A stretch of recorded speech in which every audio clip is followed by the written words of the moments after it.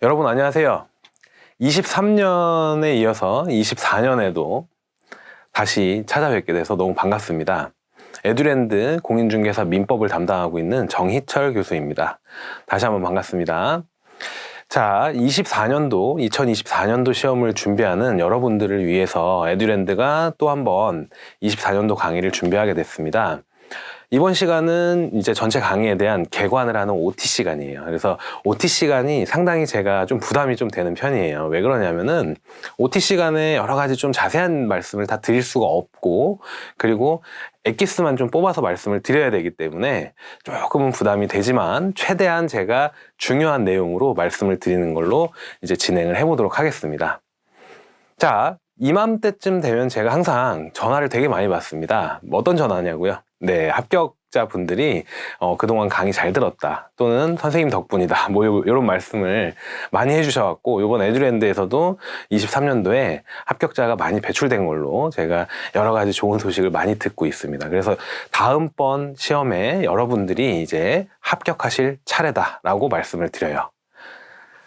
어떻게요? 공부 열심히 하시면 돼요. 자, 이제 어떻게 공부하면 되고, 그 다음에 어떤 과목을 어떻게 공부해야지 효율적이냐, 이런 것들을 말씀을 드려볼게요. 자, 먼저 24년도 에듀랜드 오리엔테이션이라는 제목으로요, 민법을 위주로 제가 설명을 드리도록 하겠습니다. 자, 먼저 에듀랜드의 모토가 뭔가요? 가장 쉬운 강의다, 그죠?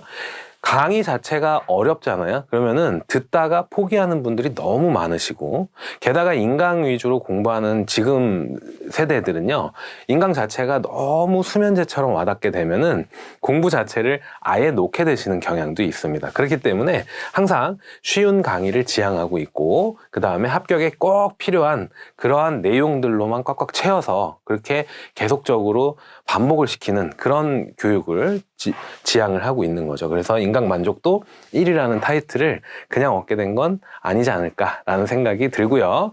자, 이번 OT 시간에는요, 이렇게 진행 순서가 이런 식으로 되어 있습니다. 그래서 첫 번째로 제 소개를 간단하게 드릴 거고요. 그 다음에 이제 중요한 게 커리큘럼 소개가 있습니다. 커리큘럼이 어떻게 되어 있는지에 따라서 여러분들의 공부의 어떤 스타일이나 공부의 어떤 전략, 이런 것들이 결정되기 때문에 상당히 중요한 내용이라고 보실 수 있겠습니다.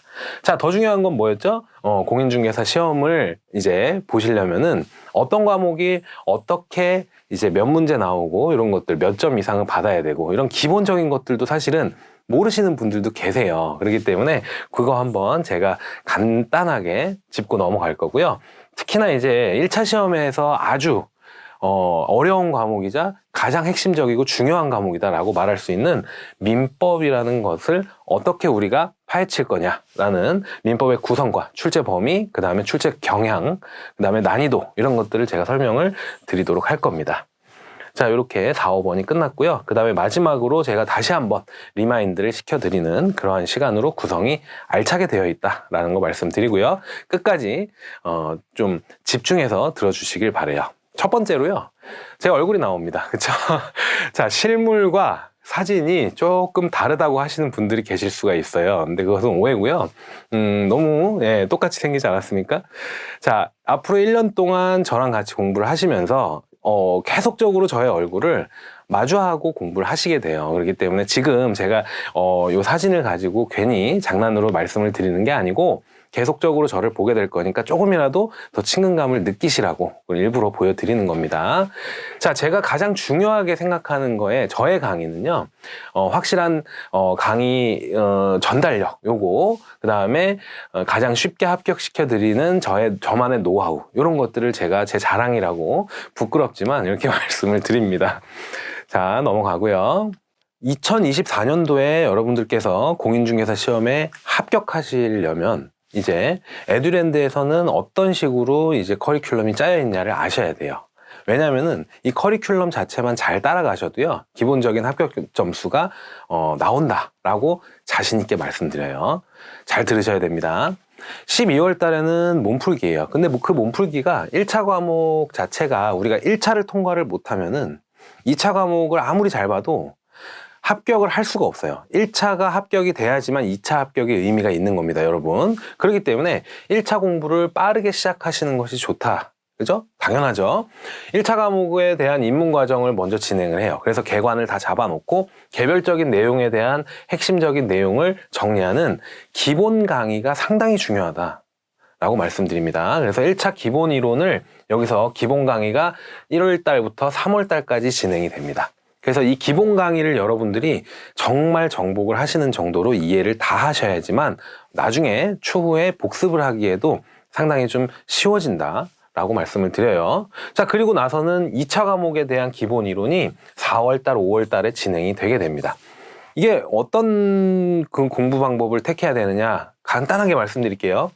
1월달부터 3월달까지는요 어떤 것만 하시면 돼요? 1차 시험만 공부를 하시면 되는 겁니다. 그쵸? 1차 시험만 공부를 하시고 그리고 나서 이때 가면은요 2차에 대한 기본 이론을 공부를 하시면서 그리고 뭔 공부도 하셔야 돼요? 1차 시험 공부도 함께 병행을 하셔야 되는 거예요. 그래서 1월달, 3월달까지 해놓은 공부가 아예 4월달, 5월달에 2차 공부하느라고 다 날아가 버리는 그러한 수강생분들이 어마어마하게 많으십니다. 그런 거를 방지하기 위해서 1차 과목을 먼저 하고 나서 2차 기본 이론을 들으면서도 1차 과목에 대한 공부를 계속적으로 해주셔야 된다. 그럼 이거 비율을 몇 대 몇으로 하냐? 제가 생각할 때는 한 6대 4 정도로 비율을 맞춰 주시는 게 상당히 좋다. 그죠? 그래서 4 정도는 1차 시험에, 40% 정도는 1차 시험에 할애를 하시는 게 나중에 합격하시는데 상당히 도움이 되실 겁니다. 그래서 이렇게 공부를 하시다 보면은 5월 달이 금방 와요. 그럼 5월 달에는요, 마음이 싱숭생숭해진다. 그렇죠? 바람이 따뜻한 게 너무 공부하기가 싫어요. 이때가 공부를 제일 많은 분들이 놓는 그런 시기예요. 그러니까 여기서 다시 한번 정신을 좀 가다듬으시고 문제풀이로 들어가셔야 되는 거예요. 그래서 일단은 문제풀이 과정이 들어가게 되면은요, 문제풀이로 들어가게 되면 기본적으로 공부했던 내용들을 여기다가 접목을 시켜서 문제 풀고 채점하고 내 시험 점수가 이렇구나 하는 순간 여러분들 좌절하게 돼요. 5월달, 6월달까지는요 문제를 풀어도요 점수가 안 나와요. 제가 장담해요. 점수가 안 나옵니다. 점수는 언제 나오냐면은 9월달 넘어야지만 나 합격할까? 혹시나 지금 좀 딸리는 부분이 좀 있네. 그럼 이거 좀 보완하면 합격이 좀 될 것 같은데 정도가 생기는 거지. 이때까지는 아무리 문제를 풀어봤자 여러분들께서 합격선에 근접하는 점수를 맞기가 너무나도 힘든 게 사실입니다. 그 모든 시험이 다 그래요. 그렇기 때문에 여러분들께서 5월 달까지 공부를 아무리 열심히 하셨다고 해도 5월에서 8월까지 내 점수를 보고 좌절하시게 된다면 그동안에 열심히 해놨던 게 그대로 무너져 버리는 그러한 안 좋은 결과가 발생될 수도 있어요. 그렇기 때문에 문제 풀 때는요 그냥 마음을 비우시고 내 공부한 거를 다시 한번 확인한다 정도로 문제를 풀어주셔야 돼요. 그렇지 않으면 좌절합니다. 그러니까 좌절하지 않도록 어떻게 공부를 한다? 마음 편하게 공부를 끝까지 하는 사람이 이기는 거다라는 마음 자세로 하셔야 된다. 그리고 나서 9월달, 10월달엔 모의고사 기출문제 다시 한번 점검하는 그러한 시간을 갖게 됩니다. 이렇게 되면은 우리가 1년을 알차게 이용을 하면서 공부를 진행을 하게 되는 거예요. 자, 그러면은 이제 어떤 과목들이 있고 그 중에서 민법은 어떤 내용을 차지하느냐를 설명을 드릴게요. 여러분들께서 공인중개사 시험을 준비하시는 이유가 뭐죠? 나 이제 회사 그만두고 내가 공인중개사로서 전문직으로 뭔가 좀 노후 대비를 좀 한다, 또는 평생 직장으로 가져간다라는 어떤 돈을 벌려는 목적도 있으실 거예요. 그 다음에 또 어떤 목적이 있으시죠? 나는 부동산의 부자도 모르는데 지금 우리가 사는 세상은 부동산 투자를 안 하게 되면은 뭔가 빠르게 돈을 모을 수가 없는 그런 구조가 되어가고 있습니다. 그렇기 때문에 나는 부동산 투자를 하려고 보니까 너무 부동산을 몰라. 그래서 공인중개사 내용들을 공부하시는 그런 분들도 계시더라고요. 그러니까 여러 가지 목적이 있으시겠지만 지금 과목들을 보시면은요, 우리가 부동산 투자를 하건 아니면 어떤 공인중개사로서 중개를 하든 간에 상당히 우리가 꼭 부동산 거래에 대한 내용으로 알아야 되는 그런 내용들만 과목으로 싹싹 다 들어가 있어요. 한번 예를 들어 볼게요. 첫 번째로 부동산학 개론이 있습니다. 그럼 부동산 전반적인 내용을 다 다루는 그런 학문이죠. 그 다음에 민법이 있어요. 민법이라는 거는 우리가 거래라는 걸 할 때 어떠한 권리 의무 관계가 설정이 되고 그러한 권리 의무 관계가 어떻게 해결이 되고 그런 것들을 아주 중요하게 다루고 있는 법이에요. 그래서 요 두 과목이 1차 과목이다 다 알고 계시죠? 그리고 나서 요 밑에 4과목인데요. 사실은 시험은 3과목으로 되어 있습니다. 3과목이 어떤 거예요? 공시법이랑 세법이 합쳐져 있어요. 그래서 이런 거를 뭐라고 합니까? 공시세법이라고 말을 해요. 하지만 공시법과 세법 엄연히 나눠져 있습니다. 자, 그 다음에 중개사법, 공법 이렇게 2차 과목들이 3개의 파트로 나눠져 있다. 이렇게 보시면 되는데 한번 예를 한번 들어볼게요. 자, 여러분들이 만약에 갑, 을이 이렇게 있는데요. 갑과 을이 부동산에 대한 거래를 하려고 해요. 자, 갑의 부동산을 을이 사려고 합니다. 그러면은 갑이 내 거 얼마에 살래? 그래, 얼마에 살게? 라고 합니다. 이런 걸 뭐라고 합니까? 청약이라고 하고요. 어떤 의사표시를 하는 거죠. 내가 매수를 하겠다 또는 매도를 하겠다라는 의사표시를 하고요. 그래, 그 가격 마음에 드네 라고 해갖고요. 승낙을 하게 됩니다. 그러면 청약과 승낙의 의사표시가 이렇게 만나서 합치가 되면은요, 계약이라는 게 성립이 되죠. 그럼 계약이라는 게 성립이 된다라는 거는 어느 법에 나와 있어요? 이 민법에 나와 있는 거예요. 그래서 계약을 하게 되고요. 그러면은 이제 어떻게 해야 됩니까? 잔금을 치르고 부동산의 점유를 이전해 주면서 등기도 넘겨주는 거죠. 그럼 소유권 이전 등기를 하게 되겠죠? 그럼 을 이름으로 앞으로 등기가 넘어오게 됩니다. 이거 어디에 나옵니까? 공시법에 나오는 거죠. 그래서 등기를 하게 되면 내 소유의 부동산, 재산이 생긴 거 아닙니까? 자산이. 그렇기 때문에 내가 뭔가를 취득할 때는 뭘 내는 거예요? 세금을 내야 되겠죠. 취득세 같은 걸 내야 되고요. 보유할 때는 어떤 세금을 내요? 재산이 있으니까 재산세를 내는 거예요. 그래서 보유세, 그 다음에 양도할 때 양도세. 이런 식으로 세금도 부과가 되게 된다. 이런 거는 부동산 세금은 어디에 규정이 다 되어 있습니까? 여기 부동산 세법이라는 거에 다 규정이 되어 있다. 근데 이 부동산 자체에 만약에 예를 들어서 투기가 활성화된, 투기가 너무 많은 지역이에요. 그러면은 투기를 방지하기 위한 목적으로 어떤 매매를 할 때 허가를 요건으로 하는 그러한 구역이 있습니다. 그럼 이런 거는요, 어떤 공적인 이익을 위해서, 공적인 목적을 위해서 토지 거래를 할 때 허가를 받도록 해놓은 거예요. 이런 거를 토지 거래 허가구역이라고 말을 하는데, 이런 것들은 어디에 나와 있습니까? 부동산 공법에 나와 있는 내용이에요. 그래서 여러 가지 법들이 엄청나게 우리의 시험 범위에 다 속해 있는 법들이지만, 이게 실제로 부동산을 거래하거나 매매하거나, 그렇죠? 여러 가지 내용으로 이루어지는 법률 행위에 있어서 모두 다 꼭 필요한 법들이다라는 거를 그대로 이런 예시 하나로 말씀을 드린 겁니다. 그렇기 때문에 여러분들께서 이 법은 너무 어려워, 이거 왜 공부하지? 이렇게 하시다 보면은요, 공부하기가 점점 싫어져요. 자, 그러한 이 내용을 다시 한번 기억을 해주시고, 그러한 내용으로 공부에 대한 어떤 동기부여를 좀 하셨으면 좋겠다라고 생각을 하고 있어요. 자, 그러면은 요게 1차 과목이고요. 다시 한번 정리할게요. 1차 과목, 2과목, 부동산 학개론, 그 다음에 민법 이렇게 되는 거고요. 그 다음에 중개사법, 공법, 공시법, 세법 이렇게 있는데, 공시세법이라고 해서 요걸 묶어봤죠. 그래서 1교시, 2교시, 3교시 이런 식으로 보겠죠. 자, 그러면 이제 공부 방법을 조금만 말씀드릴게요. 점수 획득 방법을 말씀드릴게요.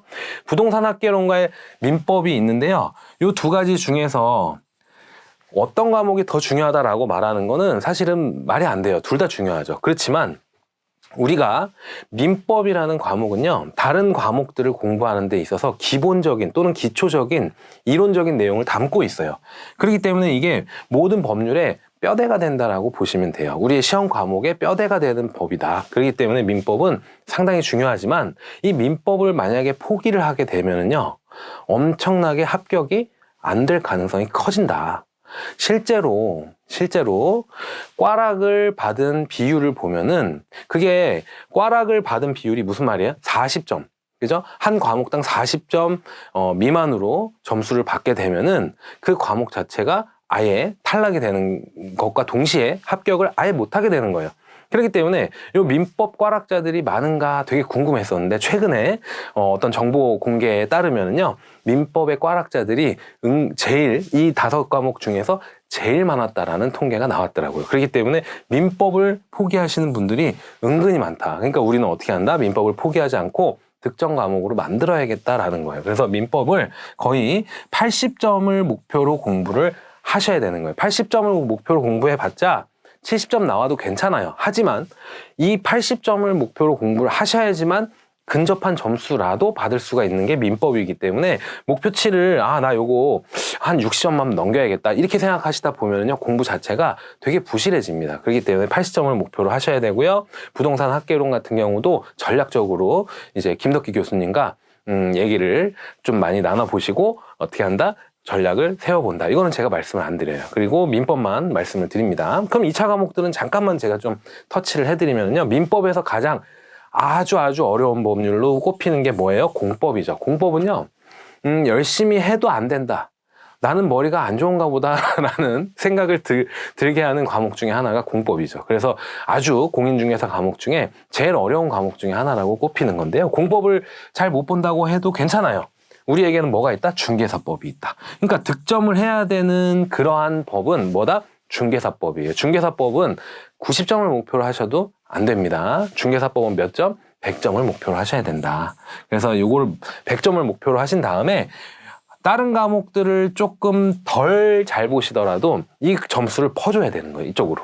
그러니까 퍼다 날라야 돼. 근데 한 과목에만 퍼줄 수 있는 게 아니라 요 공시세법 같은 경우도 조금은 난이도가 있잖아요. 그러니까 여기 이 과목들도 조금 점수가 떨어져도 여기에서 나눠서 이렇게 퍼주는 과목이 돼야 되는 겁니다. 그래서 중개사법을 여러분들께서 최대한 잘 보실 수 있는 공부를 하시길 바라고요. 1차에서는 뭐를 중점적으로 한다? 민법을 최대한 열심히 해서 80점을 목표로 한다. 이게 기본적인 과목에 대한 점수 배분 방법을 말씀을 드린 거예요. 자, 다시 한번 정리를 한번 해보겠습니다.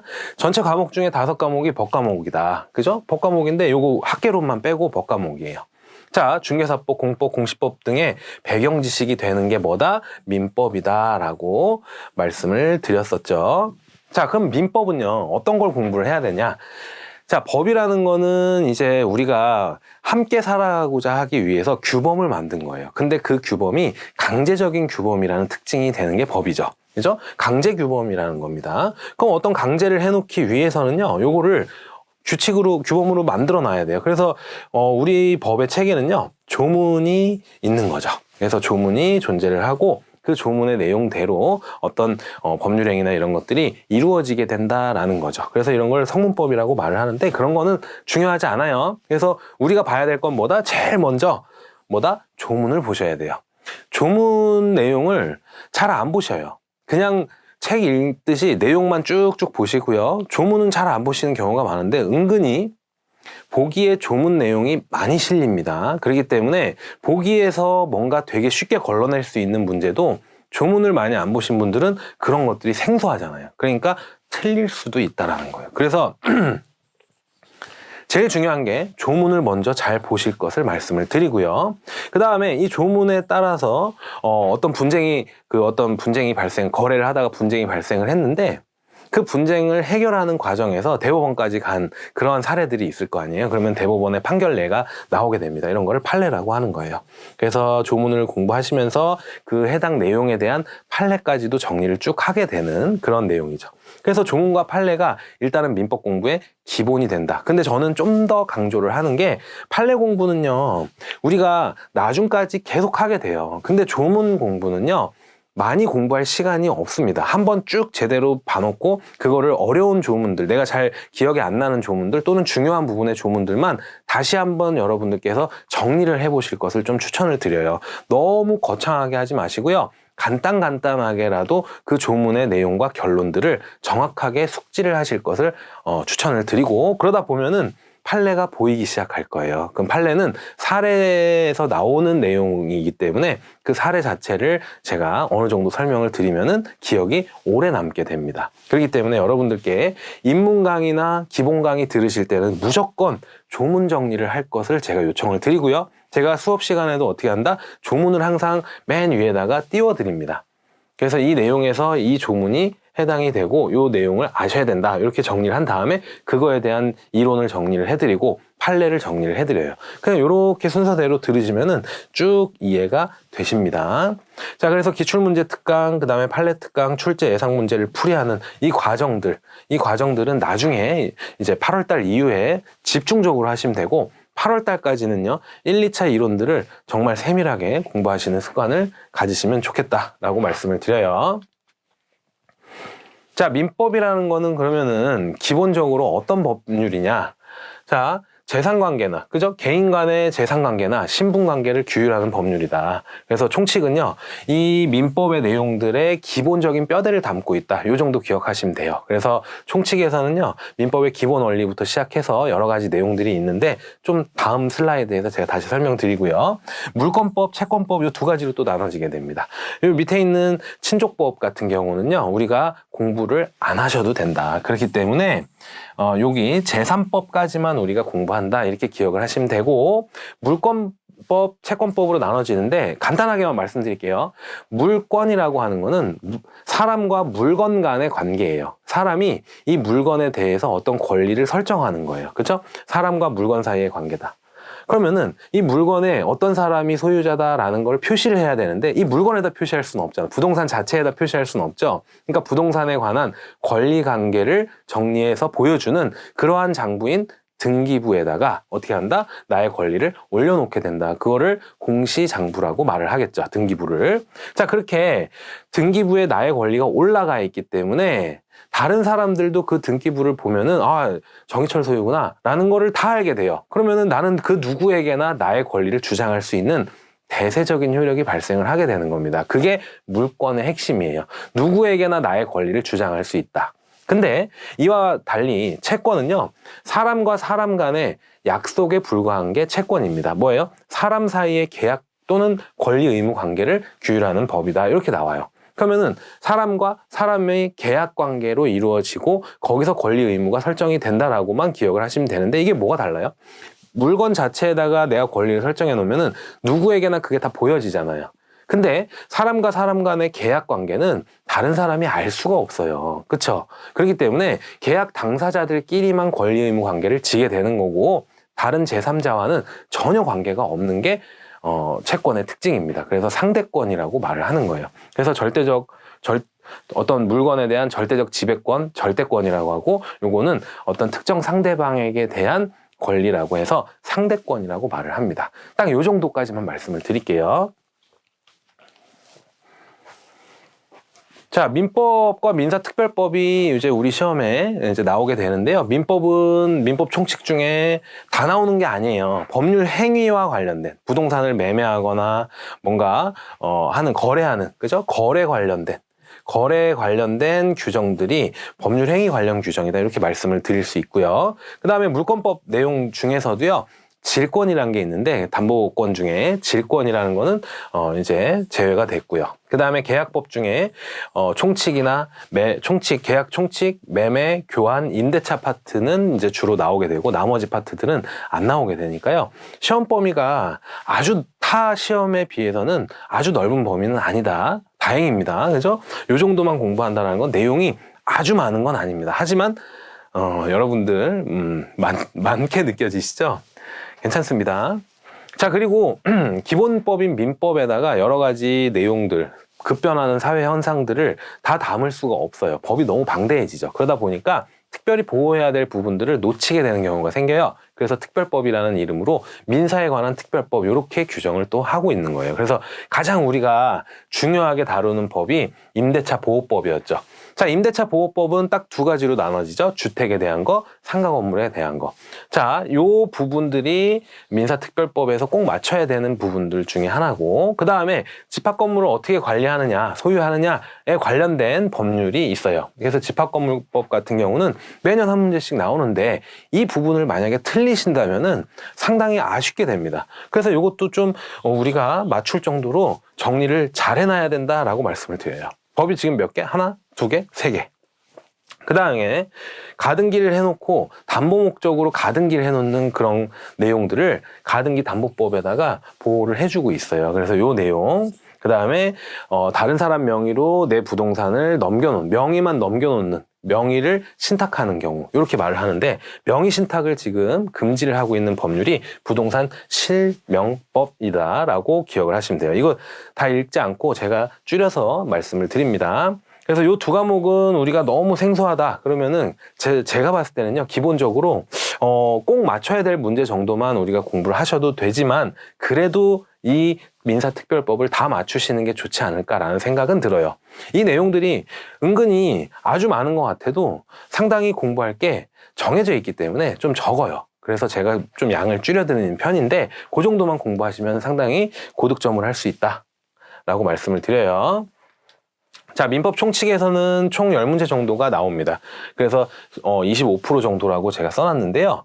기본적으로 요 민법 총칙은 테마가 이렇게 돼요. 권리 변동과 법률행위, 그 다음에 의사표시와 대리, 무효취소, 조건기한 이렇게 나오는데 무효취소와 요 의사표시와 대리 파트 요 부분이 가장 민법 총칙의 핵심이라고 말씀을 드릴 수 있는 그런 부분입니다. 근데 이 부분을 다 맞는다고 해서 이 나머지를 틀리면 된다 안 된다? 안 된다라는 거예요. 문제 40문제가 나옵니다. 우리 민법 시험은 41번부터 80번까지 40문제가 나오는데 41번부터 50번대 초반까지는 민법 총칙이 나와요. 민법 총칙에서 다 맞는 거를 목표로 공부를 하셔야지만 뒷부분에서 조금 틀려도 80점이 나온다. 꼭 기억하시길 바랍니다. 내가 아무리 시험을 못 봐도 민법 총칙, 민총은 다 맞겠다. 이 정도로 기억을 하시면 되겠습니다. 자, 그리고 나서 물권법으로 한번 가볼게요. 물권법은요, 내용이 조금 지루할 수가 있어요. 그렇지만 물권법도 일반적인 내용을 다루는 물권법 일반이 있고요. 그 다음에 물권의 변동, 이 부분도 상당히 우리가 공부를 많이 해야 되는 파트고요. 그 다음에 점유권, 소유권에 관련된 개별 권리들이 나오기 시작합니다. 그러면은 물권 변동, 그 다음에 점유권, 소유권 나오고, 그 다음에 여기 용익물권, 그쵸? 용익물권 나오고요. 그 다음에 담보물권 나와요. 그러면은 용익물권 같은 경우도 전세권, 지상권, 지역권 이런 개별 권리들을 공부하는 거기 때문에 그 권리들마다 문제가 나올 때가 있고 안 나올 때가 있어요. 하지만 다 해놔야 되겠죠. 그래서 양이 조금 많게 느껴지는 부분이 물권법 파트예요. 민법 총칙은 우리가 많이 회독을 하는 편인데 물권법은 회독을 많이 안 하세요. 그렇지만 물권법 같은 경우도 회독을 계속적으로 하셔야지만 내용이 빠르게 이해가 되고, 담보권 같은 경우도 유치권이나 근저당권 또는 저당권 그런 권리들도 쉽게 이해를 할 수 있는 부분인데도 공부를 좀 덜 함으로써 아예 이해를 안 해버리는 그러한 사태는 우리가 적어도 만들지 말아야겠다라고 생각이 들고요. 계약법은 간단합니다. 총론과 강론으로 이루어진다. 근데 강론에서는 우리가 어떤 내용을 공부를 해야 되느냐 정도를 이제 나중에 입문 강의에서 제가 자세하게 풀어드립니다. 그래서 계약법 같은 경우도 한 10문제 정도가 출제가 돼요.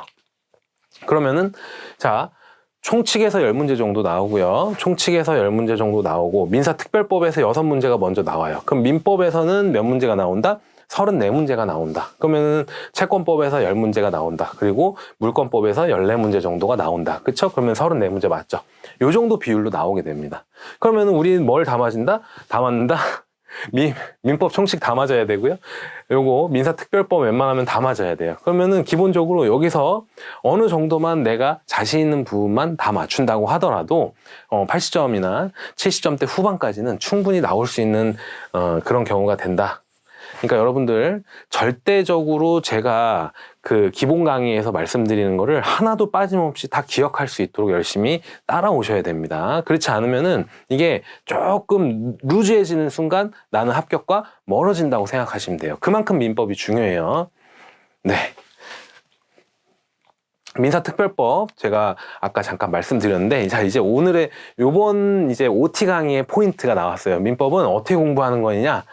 민법 실패하지 않는 학습법 이렇게 나와죠. 실패하지 않아야 돼요. 여러분들 1년이라는 시간이 상당히 긴 시간이면서 짧은 시간이지만 한 해를 공부하고 또 한 해를 공부한다는 거는 여러분들의 소중한 시간을 잡아먹는 거나 다름없어요. 그렇기 때문에 우리가 기회비용을 아끼기 위해서 실패하지 않아야 된다. 이거 결론적으로 뭐예요?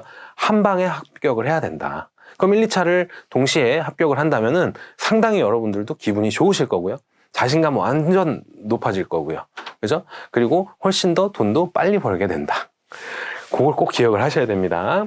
자, 맨 처음에 민법 공부를 하실 때 가장 중요한 거, 아까 제가 뭐라고 말씀을 드렸냐면은 조문이라고 말씀을 드렸어요. 조문 공부를 하셔야 되고요. 그 다음에 이론적인 내용을 정리를 또 하셔야 돼요. 그럼 이 조문에 관련된 어떤 이론 내용이 있느냐라는 거는 그냥 설명을 제가 해드리면 다 이해가 되세요. 그러니까 이론 공부를 뭐 따로 한다 이건 아니에요.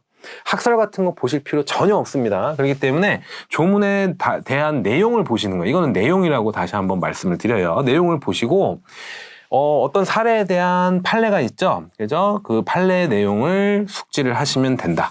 그래서 우리가 끝까지 암기해야 될 내용은 이 판례 내용이지만 기본적으로 이런 게 안 깔려 있으면 이 판례를 이해를 할 수가 없기 때문에 이 내용까지 가는데 요 조문이라는 어떤 가장 중요한 핵심 포인트가 있다. 꼭 기억을 하시길 바래요. 그럼 문제가 어떤 식으로 문제가 구성이 되냐면요. 예전에는 틀린 것을 찾아라라고 참 많이 나왔어요. 틀린 것 찾기가 많이 나왔어요. 그럼 틀린 거는 오지선다 중에 하나만 찾아내면 돼요. 그러면 이거 아닌 것 같은데 하면 바로 답을 찾을 수 있는 거죠. 근데 이러니까 너무 사람들이 쉬워하는 거예요. 그렇죠?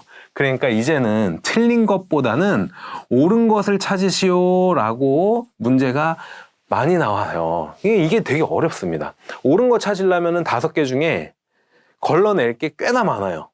그러면은 만약에 5개 중에 3개를 걸러냈어. 틀렸어요. 근데 이 2개가 되게 알쏭달쏭합니다. 그러면은 나중엔 결국엔 찍게 되는데 이 옳은 거 찾기가 점점 더 많아지고 있다. 이번 2023년에 2023년에 봤던 34회 시험도요. 난이도가 상당히 올라갔습니다. 그리고 특히나 옳은 거 찾기가 굉장히 많이 나왔어요. 그래서 더 체감 난이도가 상승했다라고 합니다. 그렇기 때문에 이 옳은 거를 우리가 어떻게 대처를 할 것이냐. 그럼 기본적으로 틀린 내용이냐 맞는 내용이냐를 구별을 할 줄 아셔야 되는데 이거는 탄탄한 기본기에서 나오게 된다라고 말씀을 드려요. 그래서 이 문제 유형이 요 옳은 거 찾기로 많이 가고 있다. 그 다음에 2번째로 사례형이 예전에 처음 나왔을 때부터 이거는 너무 어려운 거 아니냐 이렇게 말씀들이 많았었는데 사례형은 점점 계속 진화하고 있습니다. 그래서 사례 자체도 우리가 매일 선생님들이 예를 들어주는 그런 사례로는 잘 안 내더라고요. 조금 더 한 바퀴를 좀 더 꼬아놓거나 이런 사례형이 많이 나오고 있다. 그렇지만 이거보다 더 무시무시한 거는 박스형이에요. 그쵸? 박스형 문제들이 계속적으로 출제가 되고 있습니다. 예전에 박스형은요, 기역, 니은, 디귿, 리을 해갖고 짧게 단답형으로 고르는 게 나왔어요. 그래서 유치권자에게 인정되지 않는 권리는 또는 인정되는 권리는 기역, 니은, 디귿 뭐 이런 식으로 되게 우리가 답을 찾기 쉽게 해놨는데 이제는 박스형 문제가 어떻게 됐냐면요.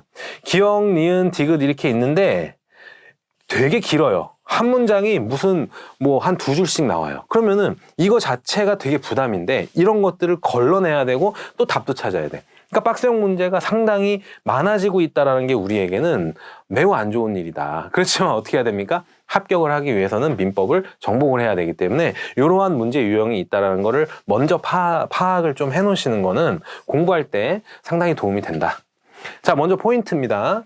자, 주로 나오는 부분을 아셔야 돼요. 이게 공부를 처음부터 끝까지 완벽하게 다 하려고 하지 마세요. 그냥 핵심적인 테마가 뭐다라는 거를 아신 다음에 그 핵심 테마만 정말 미친 듯이 정리를 하시는 겁니다. 그렇게 되면 어떻게 되냐면은 전체 민법이 이렇게 구성이 돼 있다고 할게요. 그럼 핵심 테마들이 이렇게 존재를 합니다. 핵심 테마들이 이런 식으로 존재를 해요. 그러면 이게 제가 그리는 이유가 뭐냐면은 이렇게 동그라미가 쳐져 있는 부분 말고 나머지 부분들이 있죠. 이 나머지 부분들은 지금 비어 있는 거예요. 여러분들이 공부를 많이 안 하는 부분이라고요.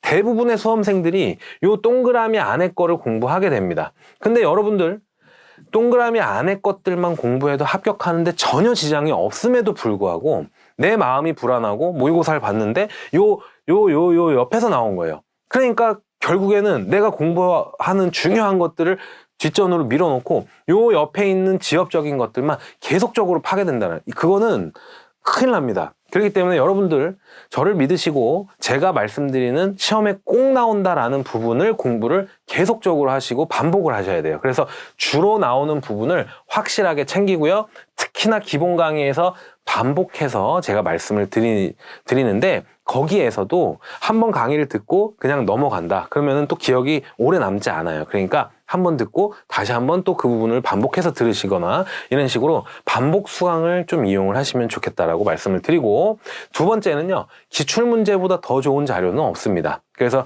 실제로 기출문제를 한 10년치를 풀어보면 좋은데 만약에 그게 여의치 않다면요. 5년치 기출문제 정도만 공부를 하시면 돼요. 근데 기출문제도요. 처음부터 막 정말로 기출문제 풀어야지 이렇게 해갖고 푸는 거는 의미가 없어요. 내 머릿속에 어떤 내용도 정리되지 않고 남아있지 않은데 기출문제를 푼다? 그거는 어차피 모르는 내용을 그냥 공부하는 것처럼 앉아있는 것 뿐입니다. 그러니까 기출문제 같은 경우도 적어도 8월 달부터는 하셔야 되지만 아무리 빨리 해도요 6월 달 정도부터 하셔도 돼요. 그러니까 제가 기본 강의 때 기출문제 몇 개는 항상 다 설명을 드리거든요. 그래서 그 해당 내용에 대한 기출문제를 소개를 해드려요.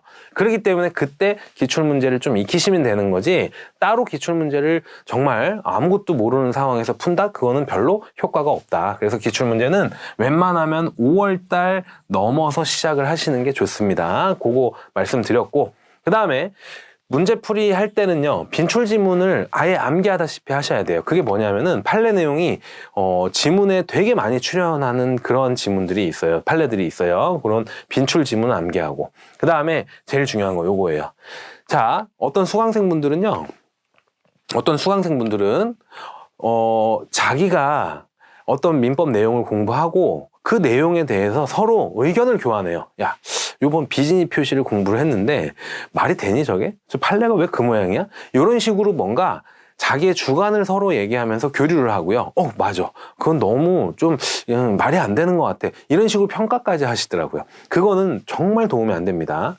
우리는 시험 공부를 하는 거지 그 내용을 우리가 연구를 하는 게 아니에요. 그쵸? 학문적으로 연구한다? 이건 학자들이 할 일이고요. 우리는 뭐 하면 되는 거예요? 시험만 잘 보면 되죠. 그럼 시험을 잘 보기 위해서는 제일 중요한 게 뭐다? 스킬이다. 스킬이 뭐예요? 기술이죠. 그러니까 시험 보는 기술을 잘 익히셔야 되고 그 기술은 다른 게 없습니다. 객관적으로 공부하시면 돼요. A를 A라고 가르쳐 드리잖아요. 그러면은 A가 A구나 라고 외우시면 되는 거예요. 근데 왜 A가 A야? 이렇게 하면 바로 끝나는 거죠. 그렇죠? A는 A다. 이렇게 공부를 하시는 거예요. 그냥 받아들이시라고요. 그러면은 좀 마음이 좀 넓어야 돼요. 저 사람 뭐 저렇게 이런 게 아니라 저 선생님이 A는 A래. 그러면은 그래야겠네? 근데 문제 풀어보니까 A가 A네? 그냥 풀리네요? 그러면 끝나는 거 아닙니까? 그러니까 주관적 생각하지 마시고 객관적으로 공부를 하시길 바랍니다. 그 다음에 기출문제 아까 말씀드렸고요. 그 다음에 키워드 중심으로 체크를 잘 하시는 걸 연습을 해야 돼요. 문제 지문이 상당히 길어지고 있어요. 그 길어지는 지문들을 우리가 천천히 다 읽고 다 쳐내려면은 시간이 엄청나게 좀 부족하다. 그렇기 때문에 우리는 키워드 중심으로 빠르게 OX를 체크할 수 있는 능력을 길러내시면 되는 게 언제부터? 기본 강의부터 시작을 하시게 되는 거예요. 자, 이렇게 해갖고 민법을 어떻게 실패하지 않는 그런 공부를 할 것이냐에 대해서 설명을 좀 자세히 드렸고요. 마지막으로 에듀랜드 100% 활용하기의 내용을 간단하게 설명을 드리도록 하겠습니다. 에듀랜드에는요, 그 셀파라는 학습의 도구가 있습니다. 그래서 여기 학습 담당 파트너 선생님과 그 다음에 셀파를 활용해서 어떤 상담이나 나의 어떤 진도 전략이나 이런 것들을 조금 잘 이용하시면은요, 내가 뭔가 슬럼프에 빠지거나 이럴 때도 도움이 좀 되실 거다.